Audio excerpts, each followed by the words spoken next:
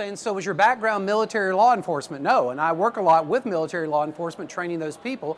But my background in 1987, I've been doing this 31 years now, I worked with an investigative reporter and producer for 2020, 60 Minutes, and NBC News. This is a man that interviewed Bundy, Lucas, Gacy, most of the names we know in crime history. But when he had a chance to do so, he asked them a question no one had ever asked them before. Everyone else was trying to get inside their head, why did you do it? Ken Wooden said, I don't care why you did it, I want to know how you did it. How did you go about luring people? How did you go about identifying your victims? And over 1,000 of these interviews revealed that there were 13 basic lures that these people used to basically attain their victims. And one of the things that we did in the late 80s for Oprah, 2020, Good Morning America, Nightline, and others, we went from Princeton University to UCLA, shopping malls between, and on hidden camera, we lured over 200 men and women into cars and vans to show how easy it was to lure a grown adult and get into a car with a total stranger. You're thinking, well, how does that pertain now to what we're talking about today in restaurants? Because oftentimes, even in the area of safety and security, it's not a gun or knife that poses you or your staff or even your patrons the greatest threat. Sometimes it's that good story. So I'm going to break down today's program into 3 major areas of concern. I will say from the get-go that this is assuming you've done the basics as far as cameras, alarms, and access control. I find, though, that most people in business today, that's a given. If it isn't a given, please make it a given. Talk to the Protection One booth that's here at the show. I've done work with their clients over the years as well. Make sure you've at least got the basics covered with cameras, alarms, and access control. But here's my point of contention. You may have done the right things as far as cameras, alarms, and access, but if your uneducated staff let the wrong people in, invite the wrong people in, or assume people should be there that really shouldn't, then none of your cameras, alarms, and access control are really any good. So how does that happen? 3 major areas I'm going to talk about this morning are on-the-clock mistakes, off-the-clock mistakes, and what I call unknown dramas. So far as on-the-clock mistakes, what are we talking about here? Well, the very first thing we need to talk about is hiring and firing. The number 2, I'll talk about the number 1 in a second, the number 2 cause of workplace violence today is the one most of you think of, and that is when that fired employee comes back with a vengeance. And if you haven't seen the stories, you've certainly heard the stories or been privy to people who've had those stories. And that doesn't always mean an active shooter, but it means an employee comes back who's really, really ticked off, and there could be a verbal exchange, there could be a physical confrontation. God forbid it escalates to weapons, but it can happen. But on the front side of that, because again, I want you to think in terms of prevention, it's all about the hiring process too. Understand when they call it human resources, we put too much emphasis on the resources, not as much attention on the human. When you're hiring someone, you're not hiring an employee, you're hiring a human being. And most human beings, myself, yourself included, we come with baggage. Sometimes it's good baggage, sometimes it's luggage carry-on in the overhead, but other times it's big old suitcases full of things that you don't want to have opened at work. But what do we do to better those chances? Yes, you can do background checks, but background checks alone also are not foolproof. Someone could have a clean background check, and it may mean either they haven't been caught yet, or there wasn't enough evidence first go around to convict them. But yet their background seems to be clean. In today's world, you have amazing abilities to actually search people out before you hire them. The first thing I always advise people is, let's go with the basics. Google the person's name that you're about to hire. Now, if their name is John Smith, good luck. But hopefully, if it's got any kind of unusual ring to it, you can find something in drilling down. Obviously, the other thing you want to check is their social media. And that doesn't mean you have to have, and I know some employers that do this, they require employees to turn over passwords to social media. I'm not going to that extent, but certainly if they've got, and if you're hiring the younger group, they're going to have Facebook, Snapchat, Twitter, just querying them to what type of social media do they use in the interview process, and then going to their social media feeds. Not to see so much what they post on there as far as, okay, there's an abundance of selfies, this, that, and the other, but what kind of potential negatives do they post? Are they continually posting negative things? Because that tells you if there's ever a problem and you have to let them go, this could cause you some problems as far as social media. Because if they really know how to leverage social media, that can impact you on Yelp, that can impact you on Google reviews, so many other things. So before you hire the person, as you're doing the interview process, find out where they camp out on social media and check those people out to see what it is. What are their habits on social media as far as their postings? And also, if they're a little bit too forward with some of the information they're willing to relay. And I'm not saying don't hire them in that case, but it means you may have a conversation with them. Say, listen, I notice you post a lot of things that are kind of private for some people on your social media. Understand that if we hire you, we can't have you posting anything about clients, about a bad experience you had with one of the customers as a waiter or waitress. We can't have that. Converse with them and make sure this may be a great candidate, but you notice they have kind of loose lips. The other thing about that is, oh, the boss just hired me. I'm now going to be doing bank drops for the restaurant. Yikes. Because they're, again, watch what kinds of things that they post and have those corrections. If you get into a situation where you have to fire an employee, and Lord knows I've spoken at a lot of HR conferences all across the country, we've had to talk about this. Let's say you've got a problem employee and you've got to let them go. Statistically speaking, there is a better time and a better day of the week to do so. Now I have to change it a little bit, knowing that restaurants don't have the same schedules as most people in 9-to-5 jobs. But if I give you the primo example, then you'll learn how to extrapolate it based upon the schedules. According to most HR groups have done studies and reports on this, if you have to let an employee go, there are 2 times they're best to do so. Number 1 is the end of the business day, whatever that business day and shift is for that employee. So if you have to let them go, don't let them go at the first of the shift because they may hang around or may come back during the shift. Let them go if you have to, or if you can, at the end of the shift. Now, if they do something so egregious that you have to let them go, yes, there's always an exception to that rule, and you have to deal with it as you deal with it. But if at all possible, if you got to let them go at the end of their shift. The second thing that makes this even better if you have to let them go, according to these studies and reports, is let them go at the end of their business week. So let's say that they have a Monday through Friday shift and they come in at 3 and leave at 11. I don't know, whatever the case may be, but it's Monday through Friday. Then ideally, when would you let them go? On Friday around 11 o'clock. Now, why is that? Especially if they got the classic 2 days off between then and the next shift. Again, according to the reports and studies that have been done, it does 2 things psychologically. Number 1, it gives them some time to cool off and think about what they're going to do next. The second thing it does, though, is it gets them in a position, because if they think you let them go on Thursday, then they're going to be thinking Friday, you know, I bet you everybody at work today is talking about me not being there. So by giving them that 2-day cool off, it also takes some of that stress out there that people are talking about me at work. So again, if you've got to fire them, 2 things to try to keep in mind, knowing that there is obviously the exception to the rule if you've got to take care of business.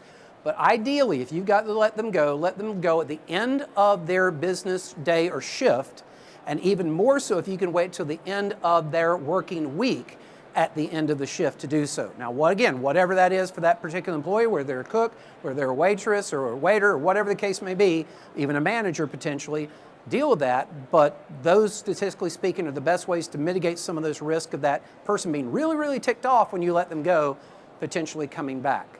Does that still mean they may not come back? No, but it helps mitigate the risk if you take those things into consideration. The one thing you never, ever, ever want to do is somehow challenge or hurt that person's ego.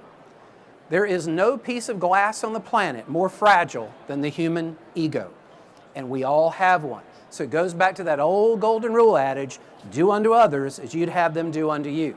Would you want to take the walk of shame out of the restaurant, in front of your peers, in front of patrons, in front of others? Or would you want to be treated where someone, knowing that they had to let you go, waited until really no one else was around when they let you go? Again, show them respect. The other thing I'll say, if they're a real problem, understand, especially if you're more of a solo restaurantpreneur, there's nothing to say that you have to wait for them to come to your place of business to let them go. I've dealt with this in the retail industry before, where I've talked to small shop entrepreneurs and retailers, and the person came to me at one point and said, well, you know, I asked them, well, when are you planning on having them come in to fire them? They said, well, I'm going to wait till they come in tomorrow. I said, why are you waiting for them to come in? He said, well, that's where I'm even looking at hiring some security to be here when I let them go, just in case they don't want to leave. I said, okay, if that's already a consideration in your mind, go ahead and think ahead. Take them to Starbucks. Take them somewhere else where when the firing is over and you get up and leave, what they do next is up to them, but now you don't have to worry about extracting them from your place of business. Does that make sense?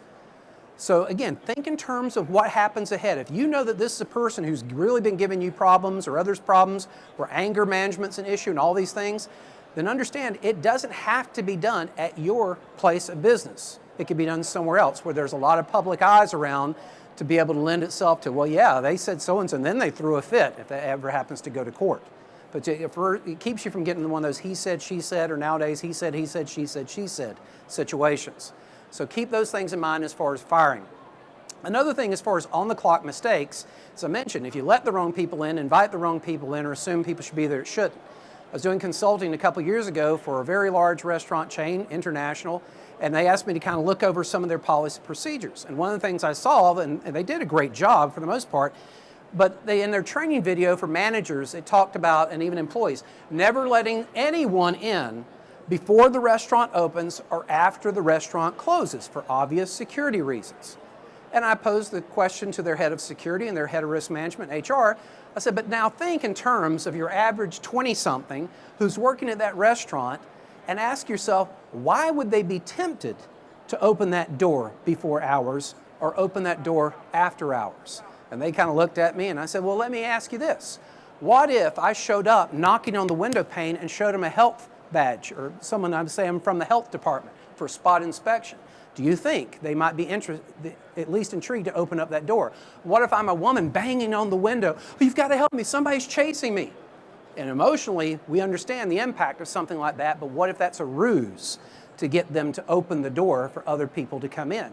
You have to think in terms like this, and you have to communicate these things to your employees. It's not enough, in case any of you have teenagers or younger kids, you already know this, it's not enough to just say no.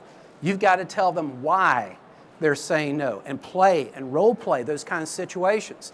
And you may have a thing where you've told your employees and staff, you don't ever let someone in if the doors are closed, I mean before hours or after hours. And then ask them, let me ask you though, guys, why would you be tempted to do so? And let them give the responses to you. Why? Because you're fostering critical thinking skills. You're making them think through the scenarios of why they think they would make an exception to that rule.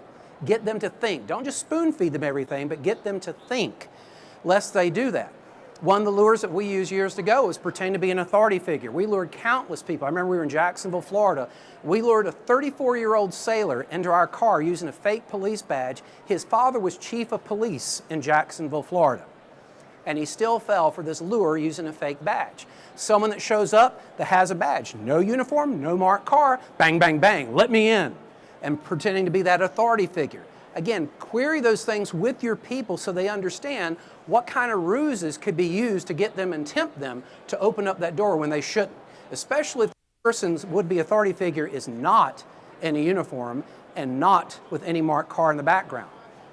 Also, as far as assuming people should be someone that they're not, I remember a couple years ago in the Dallas area, I had a lady came up to me and she said, boy, I wish you'd been at my church a few months ago. You could have saved us $30,000. I said, how's that? She said, well, we kind of got robbed. How do you kind of get robbed? That's kind of being pregnant to me. How do you kind of get robbed? And she said, well, we gave them the money. At gunpoint? She said, no, doing what you talk about. We had an armored truck service. Got Loomis here in the room. And I do encourage you to really consider having other people doing your money drops, but understand this story as I give that context. So they had a truck service like Loomis that was coming to pick up their money for offerings on Monday morning that came in from Sunday's offerings. Well, like typical clockwork, the person came in, they offered them the clipboard, they signed off, they did the exchange, he took the money bag and left.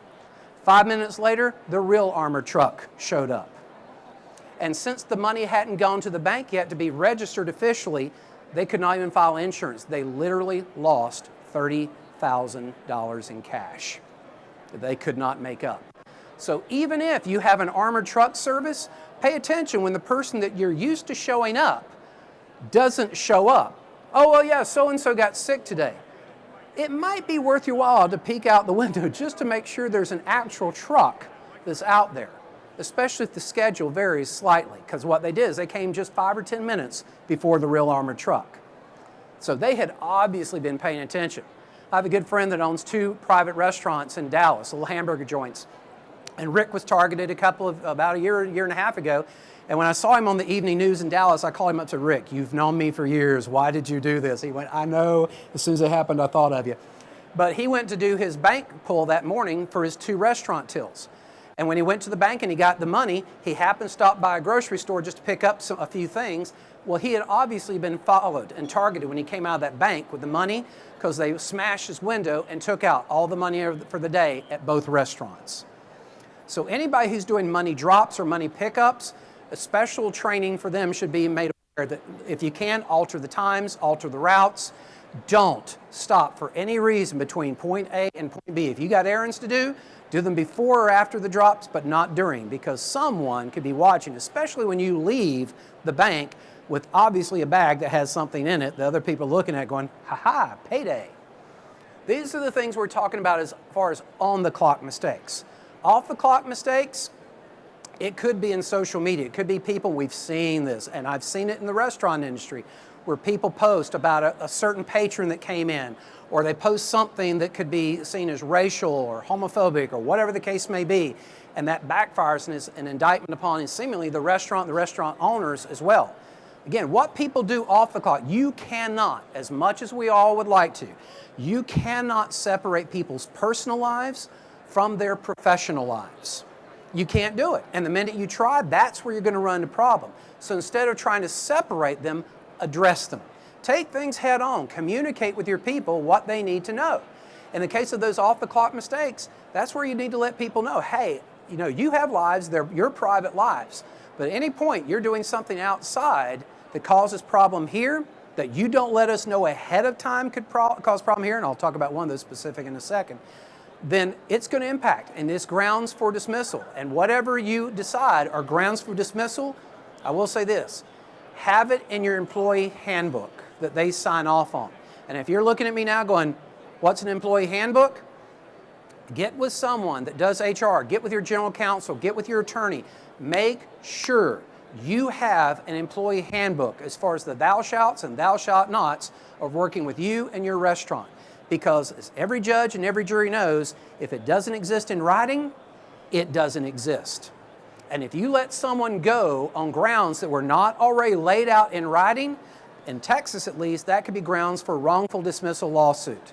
So if you've not done anything as far as an employee handbook, this is basically the rules and regulations. And nowadays, I would also recommend get with your general counsel on this to create something that has to do with social media thou shalts and thou shalt nots as well. But put that in something. It doesn't have to be long, it doesn't have to be laborious, and it doesn't have to be expensive. But have things in writing as far as behaviors you expect. There's an old saying in management, do not expect what you do not inspect. So make sure you have things laid out in writing that they know. That way, God forbid, they go off the reservation as far as things that they did. You now got grounds, maybe not for dismissal, but at least to pull them in and say, okay, we're going to have a review and this is going to go on your record in writing here. If there's a second or a third incident, I'm going to have to let you go. But develop that paper trail. Because every judge and every jury come from the state of Missouri. What's their state motto? Show me. Don't tell me what you did, show me what you did. And that's where employee handbooks are really, really critical. There's all kinds of things that employees could get involved in off the clock that can affect them on the clock. And that's where it can also lead to what I call unknown dramas. We just had a series about a year and a half, 2 years ago in Dallas of 3 bars, not restaurants, but bars that were robbed. And they all had the exact same MO. The kitchen door was compromised, and right after closing, all the patrons had gone. But it was just the bar staff and the owners and managers that were there. And all of a sudden, the back kitchen door that no one really had access to burst open. These guys come in at gunpoint and rob the staff that were there. Police thought it had to be an inside job. It was the kitchen door. But then the next night, right across the street from that first bar, the exact same thing happened, exact same MO at another bar. Now the police were stymied going, well, wait a second, they don't share the same restaurant staff. Something's going on. A couple nights later, just down from those 2 bars, another bar was hit. Exact same MO. Something's going on here. So what do?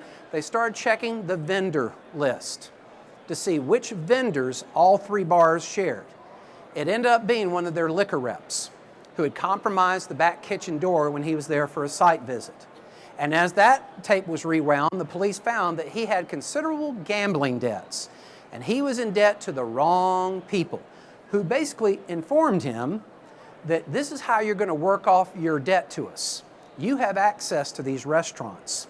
You're going to set them up so that we can rob them. So he did it under duress, but he did it because he was into the wrong people. My point is this: it's not even just your staff, it's your vendors. You may have trusted, hopefully, trusted vendors, but that doesn't mean everyone working for that vendor should necessarily be trusted. So you have to watch anybody that's not direct staff when at your restaurant. Where do they have access to? And you're dealing with PCI compliance and all these other things that you have to deal with. You need to make sure who that's not part of your specific crowd and your specific company are having access to areas that they really shouldn't. Your HVAC, your plumbing, your electrical. One of the things I even teach, if you were just in an audience and I was talking to you as human beings, and you were talking about, Jeff, how do I know which HVAC company, plumber to have come into my home? This is something I would tell you as an individual, and I would absolutely say this to you as a business owner. Whoever you contract for those outside services, 2 questions you need to ask every one of them. Number 1, do you do background checks on all of your staff that you send, even credit checks in some cases, on all of your staff that you send to my restaurant? Get them on record on that. You may be surprised at their response. Well, you know, a couple of key people we do background checks. Oh no, I'm asking anybody you send to my restaurant, do you do background checks on them? Well, we sub out some people. Now, you want to make sure you get the stuff on record. Number 1, do you do background checks on everyone you send here? Number 2, how often do you do background and credit checks on those people? Be prepared for that answer because you can probably guess. They only did it when they were hired. Gee, a lot can happen over 2, 3, 5 years of employment that employer may not be aware of, i.e. the same thing with that guy that was in debt to the wrong people that bribed him or blackmailed him into compromising those bars. So make sure you get on record, or any of your vendors that come in. Do you do background checks on all the people you send, and how often do you do those background checks? The number 1 cause, though, of workplace violence, according to the American Society of Industrial Security, it used to be the fired employee who comes back with a vengeance. No. The number 1 cause today of workplace violence is when domestic violence manifests in the workplace. Now, that's not always, again, active shooter. It could be a verbal conflict. It could be a physical conflict. And yes, in some cases, it's escalated beyond. But knowing that that's the number 1 cause, that's also probably the number 1 thing you should address with your employees, especially the young ladies who work with you. A couple years ago, I spoke to the National Restaurant Association, the 100 top restaurant chains in America. One of the chains, you all know their name, with over 800 restaurants, their HR director comes up and said, Jeff, 8 years ago, we had a huge problem because we had so many restaurants, so many young ladies working for us. This was a regular thing. We never had an active shooter. We had lots of verbal exchanges and physical altercations, and that's something you don't want to happen in your restaurant either. So what do? In our employee handbook, we address this, and basically you get with your own wordsmithing, but it basically said in the employee handbook, if you have any instance that could cause violence to anyone at our restaurant, staff, patrons, or others, you must make management aware by the next business day, especially if it involves a restraining order. And every employee had to sign off on that. Now that was the legal CYA aspect. The more important thing he said we did is we actually started talking to our employees, especially those young ladies who are waitresses at our restaurants. And we told them, listen, we're not blaming you. We know it happens.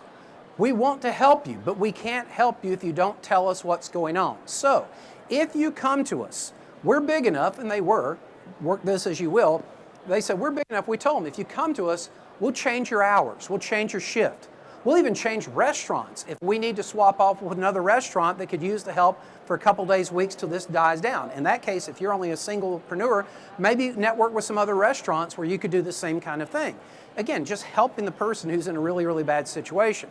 But they said, if you have transportation problems, we'll help you. Childcare issues, we'll help you. But the point is, we cannot help you if you don't tell us what's going on. He said, now that was 8 years ago. What's happened in 8 years? Do we still have some cases with 800 restaurants across the United States? Here and there, but it's nowhere near what it used to be before we put these policies in place. But the key was, beyond the CYA aspect that was in the handbook, was talking to the employees. And that's really kind of in summarizing this, because I'm about out of time, what I would say to you. Do not assume your people know what they need to know. and I've said this before and over the last couple of years, if you think about it, unless you've served in military law enforcement or security or grew up in a family of military law enforcement or security, my guess is no one's talked to you about your safety since 6th grade. And even we did through talking dogs, puppets, jingles, and coloring books. Yay! And no one's had any upgrade since. So do not assume they know what you think they know. They don't. So don't assume it. And whatever policies and procedures you communicate to them, make sure you have in writing as well.